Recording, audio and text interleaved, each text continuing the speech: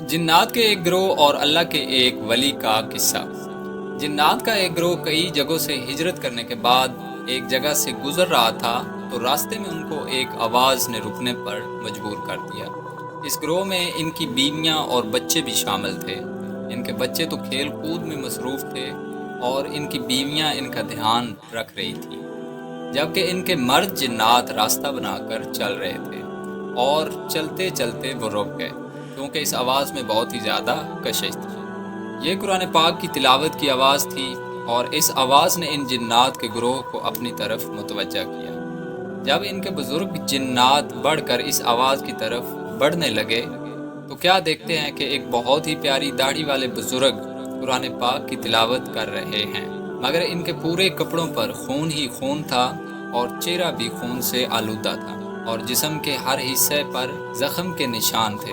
ایک ظالم فوج اس نیک ہستی پر ظلم و ستم کر رہی تھی اور یہ ہستی بے ہوشی کے عالم میں قرآن پاک کی تلاوت کر رہے تھے، جس کی آواز سے ان جنات کا گروہ رک گیا۔ ان پاک ہستی کو دیکھ کر بزرگ جنات کو بہت تکلیف ہونے لگی اور وہ بہت زیادہ غضب میں آ گئے اور ان کے پاس آ گئے اور ان کو دیکھ کر ان کی آنکھوں میں آنسو طاری ہو گئے۔ جب یہ بزرگ جنات پاس آئے اور زاروں قطار رونے لگے تو ان ہستی کے چہرے پر ان کے آنسو گرنے لگے، جس کی وجہ سے وہ ہوش میں آنے لگے، اور جب مکمل ہوش میں آ گئے تو وہ مسکرانے لگے اور کہا کہ اے جنات، اللہ تم سے راضی ہو، مگر میری رہائی ابھی نہیں ہوئی ہے۔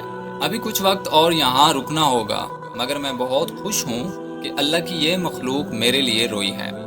یہ بزرگ جنات ان کی بات سن کر حیران رہ گئے کہ یہ ان کو سن کیسے سکتے ہیں۔ انہوں نے پوچھا کہ آپ ہمیں کیسے دیکھ سکتے ہیں اور سن سکتے ہیں؟ ہمیں تو آج تک کسی نے بھی نہیں دیکھا۔ اس ہستی نے کہا، میں تم سب کے نام جانتا ہوں، تمہارے پاس رہا ہوں اور تمہیں تعلیم بھی دے چکا ہوں۔ میں یہی تو کام کرتا ہوں اور ابھی میری رہائی اللہ کے حکم سے دیر میں ہے، ورنہ میرے ساتھ ایسی قوتیں ہیں جو ان سب کو نیست و نابود کر دیں۔